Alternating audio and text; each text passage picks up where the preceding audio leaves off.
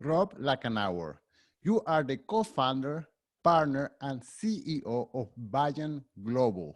In your position as CEO, you have worked with many family businesses throughout the world, helping them navigate the decisions they face as owners while maintaining a harmonious family relationship. And now you have packaged all your years of experience into this book, Family Business Handbook: How to Build and Sustain a Successful, Enduring Enterprise. Rob, thank you so much for being here. Alon, it's great to be here. I've listened to many of your podcasts, but it's great to actually talk to you. And you're still my friend. They were great. Okay, Rob, we are amidst the COVID-19 period, and most of the economy runs on small businesses. You know, we get to see all these Googles and Facebook of the world, but in fact, the economy is run by small businesses. They are the highest, bigger employers. So my first question, do you see a demand for help in family business at this time of distress? We do in our business, Alon.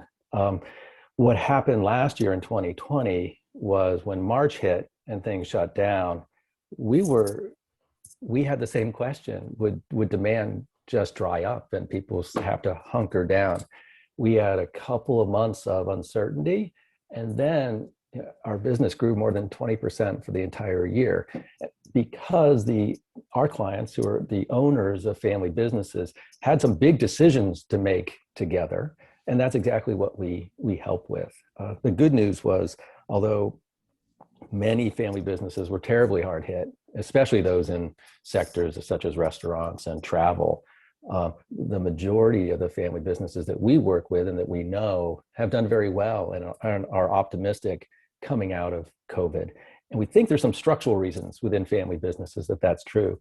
Most family businesses, compared to their peers who are owned by private equity or by the public, have much less debt. So it wasn't like, oh my God, we have to pay this debt off in a really difficult year. And also we found that the owners many of our owners came deeper into their businesses and really got involved in the really hard decision-making that they needed to do. So both their capital structure and their decision structures were well set up for success. And many are optimistic. Our surveys, when we survey family businesses, say about 75% are pretty optimistic. And that means, a bunch still are really working hard to see through this very difficult time. Okay, well, the next question is a little bit tricky. You work as a consultant, you help family survive difficult time periods, but this is a situation that you yourself have never seen before. I mean, I don't think you have gone, the last pandemic was the Spanish flu. I don't think you were I'm not alive for that that. old, Alon, yeah. So, when you are facing a situation that you have never faced before, that you cannot go into your encyclopedic knowledge of other businesses that have gone through this kind of hardship, what do you do? Do you look at yourself in the mirror and say, oh my God, what do I do to help these people? We may say that, but more importantly, I think we learn from our clients very quickly. So very quickly, once the shutdown was happening last March, we would be out with our clients saying, how's it going? In particular, we are listening to the ones and talking with the ones who were in hard hit industries to see how they were doing it. So yeah, we have a lot to say about family businesses, how they make decisions and such, but COVID was unique. So we went out and listened to what they were doing. We have a great client in Houston in the oil industry, and their business just shut down. There was the demand, price of oil went down, the demand for what their services, it didn't go to zero, but it was cut by, I think, 70%. So you learn from the ones that were really hard hit, and you help them by sharing what others are doing. And then pattern recognition, you see what the pattern is about how folks are working through it. The nice thing about family businesses is, some of the private equity firms own companies, or the public companies would almost brag about how many people they laid off. The opposite was true. So much of it was, how do we maintain a business? How do we stay connected to our employees and our community and as a family and see our way through this? For some, the PPP, that government loan program, helped. A lot of it, though, was just their attitude of what was important to them. And so many of them would say, and did say, okay, we're all going to have to take a salary decrease. No bonuses this year, we expect, and salary decreases. And most of the time, we found that the family owner operators were taking bigger cuts than they were asking their employees.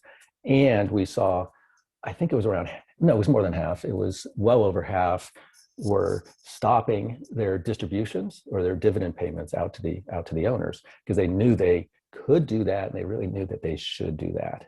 So we learned, it's what I love about working with our clients is they're really smart.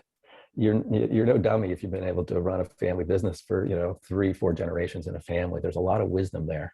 So if you ask and you listen, the answers can be out there.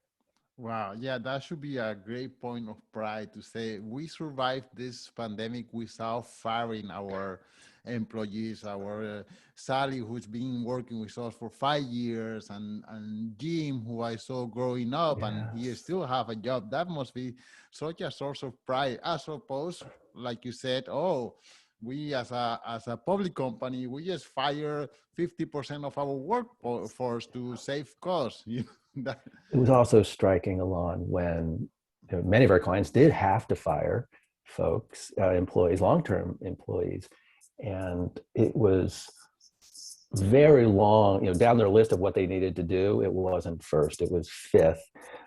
One thing that's so striking about family businesses, and why we could learn a lot from them in this case, was I would just tell a story that gets us there. That I was once doing a growth strategy for a really fabulous family business in the construction space.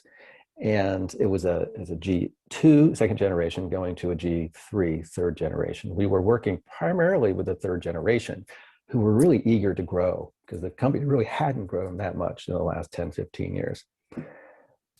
About halfway through the project, we were called in to the second generation, the patriarch's office, and we were sat down, and we were kind of given a lesson. And he said, Rob, careful about growth.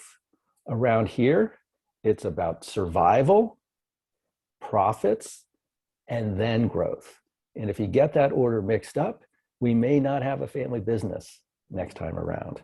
So it's really important to understand that family businesses, the ones that last, have thought carefully about what it takes to survive. And if you're a CEO of a company, a private equity company that goes bankrupt, you go to the next job, right? If you're the family owner of a family business that goes under, you might go bankrupt.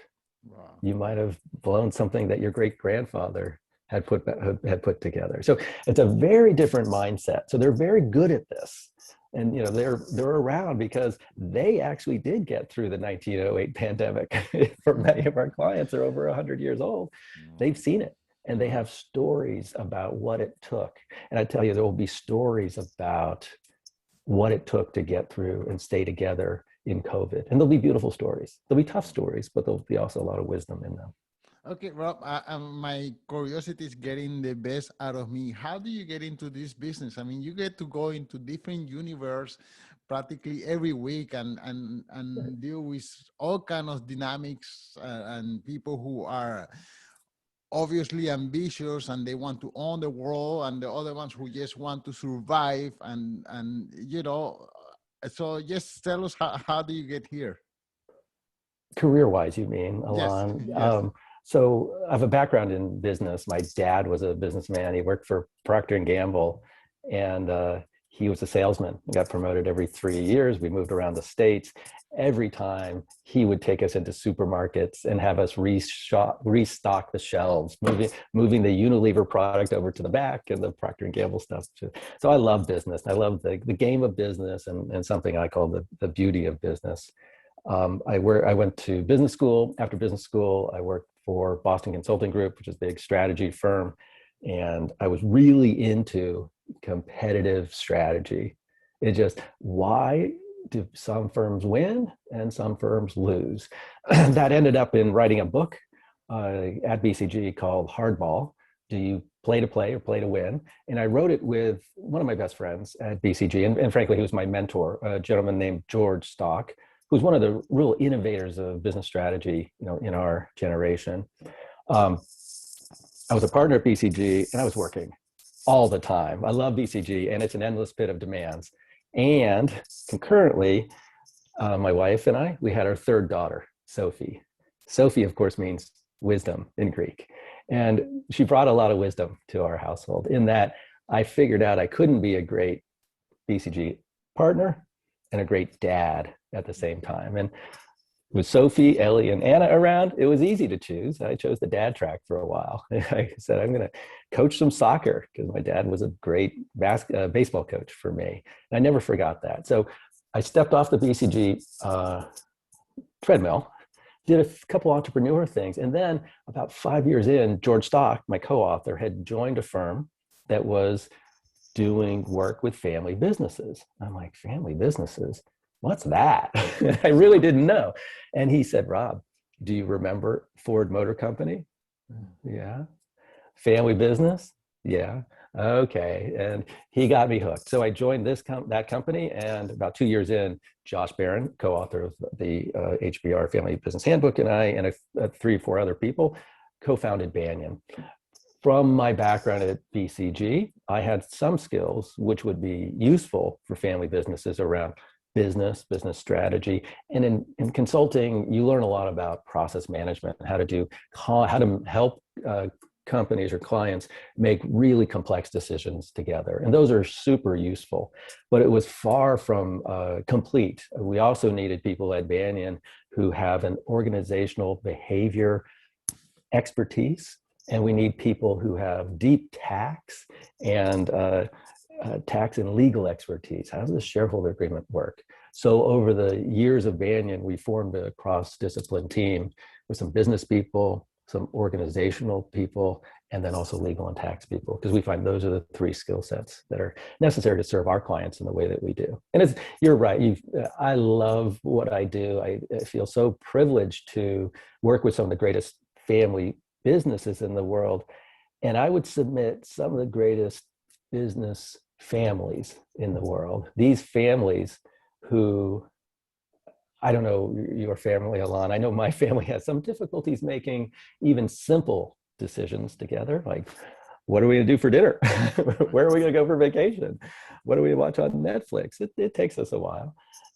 These business families have decisions in front of them that, make or break thousands of employees, make or break their personal and family wealth. And they got to make these decisions together in a family. You got to agree to something with your brother and sister, which is a difficult thing. So it's so privileged to be able to work with these great business families and see how they do it.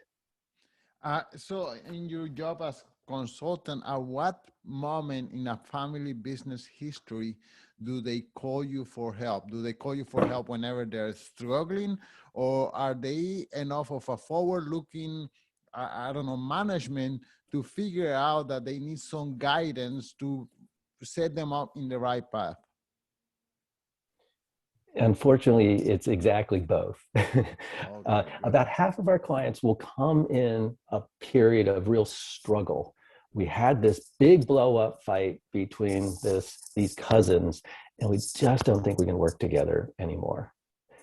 And then the other half are forward-looking, and maybe they've read a good book on family businesses, and they say, oh, we're getting into a period of maybe generational transition and we're not ready. So help us think about getting ready. Oftentimes that second bucket, those that are preparing, it's the current owner generation are in their 60s, maybe 70s, and they have not planned for their transition. They maybe had a health scare or something that says, we're not immortal, we're going to die, we want to leave something that isn't a mess, is actually a well planned out thing. So it's both. The clients that we don't take Alon, that we get calls from. Um, Sometimes potential clients would call us and say, we're in a big lawsuit in our family business. These cousins are all suing each other. And those are really difficult. And it would take years of hard work, and maybe we couldn't help. And then some family businesses, we learn usually early on, that what they really need is family therapy. And we're not therapists. I told you, we're business people, we're lawyers, former lawyers, and organizational design and development. Some families, they need a therapeutic intervention that we can't provide. We know great people. We have a whole cadre of family therapists that we will refer out to, but it's not work that we can do. Okay. How do you figure out who is the ultimate decision maker in a family? Because there could be a name tag on the door, but that doesn't necessarily mean that person is the decision maker. That's a great question. So at BCG, we wanted to work for the CEO because that person was often the ultimate decision maker. It's not that way at all in a business family or family business. What we have learned is the ultimate decision maker is both the collection of owners, not just one typically, but who all of the owners, and sometimes the next generation. That's the, I don't have the right words, but that's a primary decision maker. At the same time, you have the family, right? And it can be that the spouses are, in essence, also the ultimate decision maker for the next generation. So in the current generation, you have to have the owners. And our rule is we have to work for all of the owners. Say there are three brothers that own a place, own a family business, and Tom, one of the brothers, calls us in and says, I want to work with you. If we took an engagement with just Tom, and there's any conflict in the system, which there always is, we would be Tom's consultant, and the other two probably would be against us. So instead, we say, Tom, we'd love to meet your brothers and see if we can work with all three, because we need all three of you to go on a journey. We typically have a very long sales cycle. It can take, we had one sales cycle, literally, it was 8 years. And that's okay, because it's funny, we help business families make great decisions together. One of their first decisions is whether they can hire an outsider to help. And if you don't have a good decision-making process, you can't make even that decision. The second thing we need to recognize as a decision-making body are the spouses in the family. So say you have these three brothers again, say they're all married, right? And say they have excluded their spouse from their business totally. And they feel a little bit dissed by that because their husband's spending all this time there and they have no insight to it. Their decision process, and they see a lot of conflict among these three brothers. They're deciding about their children, the next generation, so a bunch of cousins, and whether they want to keep their children away from the family business. So it's one of the best things about family businesses, and why Josh and I love it, is it's super complex. And if you can find families who can work through this complexity and get to the other side, a lot of benefits for doing that. And finding your simple question of like, who's the ultimate decision maker? Took me 3 minutes to give it a start to answering how it is. And that's really important in family businesses, as just decision making is complex, and you have to deal with that and almost celebrate that complexity, because if you get to the other side and get alignment, they can do great things together. Right. Okay. Other than difficult market conditions, let's say my hotel had to close due to COVID, and those are difficult market conditions. But other than difficult market conditions, what are other reasons why family business fail? Oh, beyond the business itself. Right. Because that's one of the reasons why you are called in as well. Yes, it's they fail they can fail for a variety of reasons. One reason is escalating conflict in family businesses. There's something we have in the book that we wrote that's called the conflict spiral, and it's a rational description of how conflict escalates in a family business when a group of people with different interests have to make decisions together. They'll take positions. I want A, I want B, and oftentimes those can appear to be just different and in conflict themselves. And families then will say, well, they can't listen. I want A, and then they'll go into different units of decision making and really separate. And this can go all the way down to like 4 or 5 steps. It can end in a lawsuit where they just couldn't negotiate and find a common way to work through some decision-making processes. This is a classic thing we've seen a lot of our clients. We'll show them where they are, in the conflict spiral, and just the awareness of what they're doing, which seems apparently very rational. We'll say, if you play the rationality all the way down 3 more levels, you'll be in a lawsuit. And they'll go like, that's the last place we want to be. So they can work right back up. So the ability for owners to deal with decision-making constructively instead of going down a conflict spiral is probably the biggest number one thing that we see in family businesses. But there are many things also I've talked a lot about owners. I think we should talk a little bit about what can break families, business families apart. There are 3 or 4 really important things that all families, but they're particularly hard in business families, they have to get ready to deal with. And not preparing the family for these changes can also be a reason why business families and family businesses fail.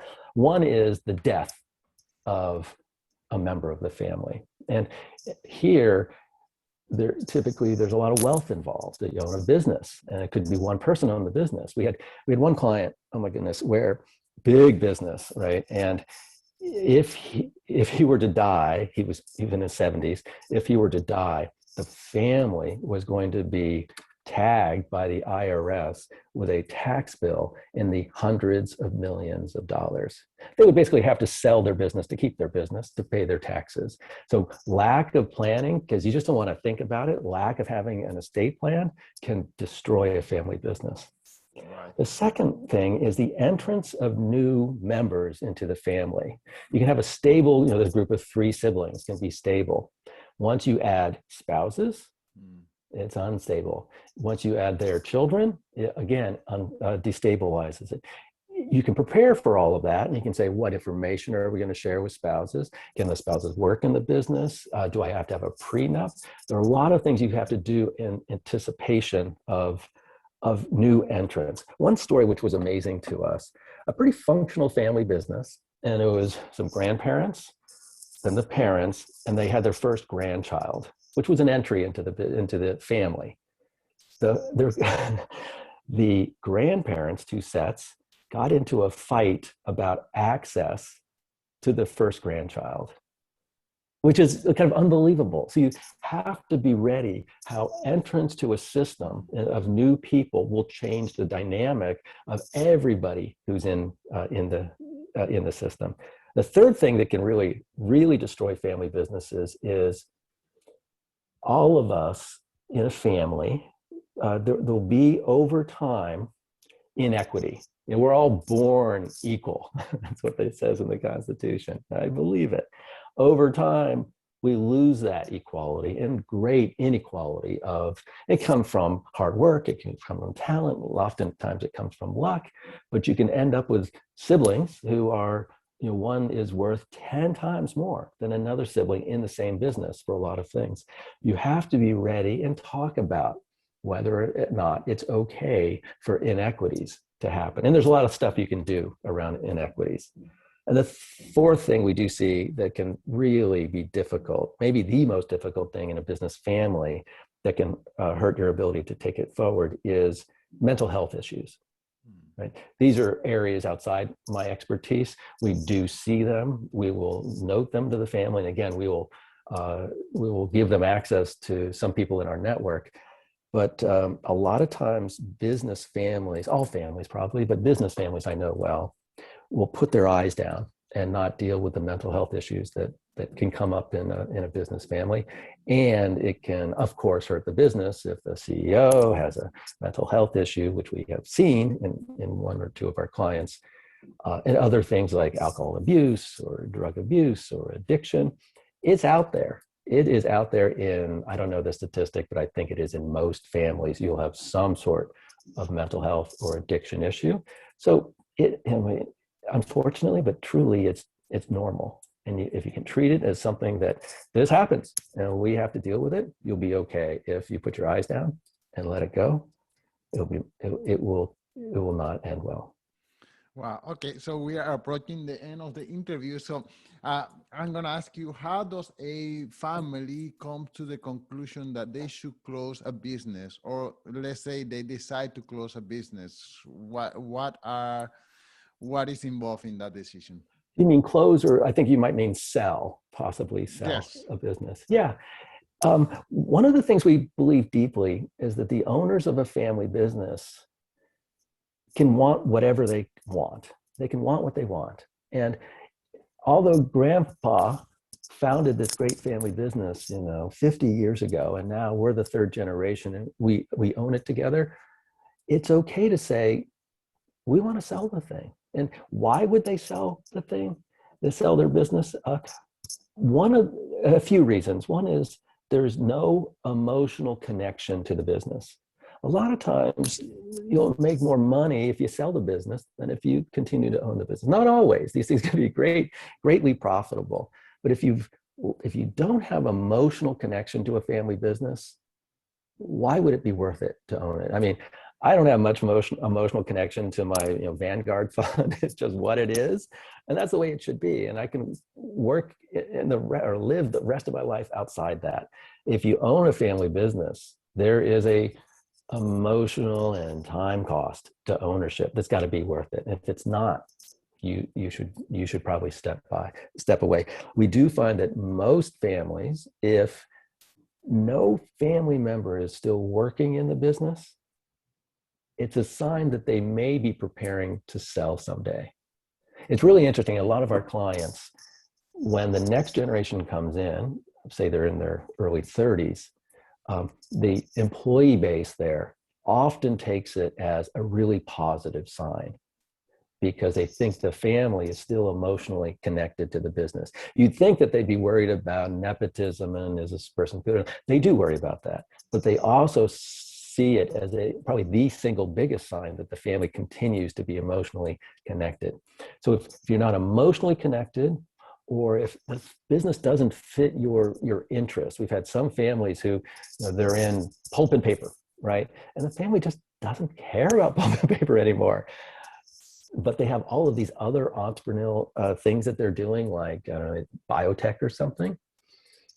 It's pretty clear where that's going to go. Their asset base over time should shift, and we want it to shift because they should want what they want, to the things that they're interested in, rather than the things that were necessarily given to them and they feel is a burden.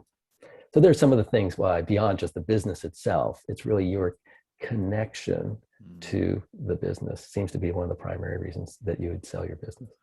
Rob, this has been, look, I have markings on the book. You read it well. Yes, I wonder if you can tell the listeners one more time the title of the book. I know they can see it, and there where they can follow you. Yes, it's the Harvard Business Review Family Business Handbook, and the subtitle is How to Build and Sustain a Successful, Enduring Enterprise. And you can find that on Amazon. You can find me best on LinkedIn. That's where I go most often in social media. And it's Rob Lachenauer. You can find the spelling, I think, on the here on notes. Yes. I'm sorry, I didn't ask you much information about, and I don't have the pronunciation right, but your partnership, BanyanGlobal. BanyanGlobal. Yes. How long have you been in business? Oh, yes. I mean, what's the size of your clientele? Or I don't know, what details can you share? Yeah, so we were formed about 9 years ago, almost to the day. We are a LLC, limited liability corporation. Essentially, we're a partnership. And we're small. We want to be small. We're about 30 people. That's a family decision there. It's kind of a family decision. And we're not really a family, but a lot of what we've learned from our clients, we put within Banyan. We have 4 values within Banyan. And one of the values is to make decisions so that we are a lasting multi-generational business.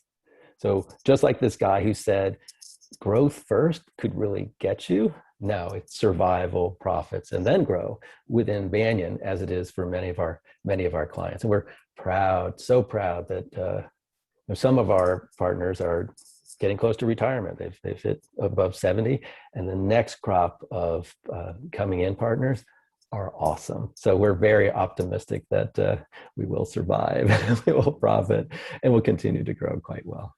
Well, Rob, thank you so much for your time. My pleasure. Great to talk to you, Alon. Have a good day.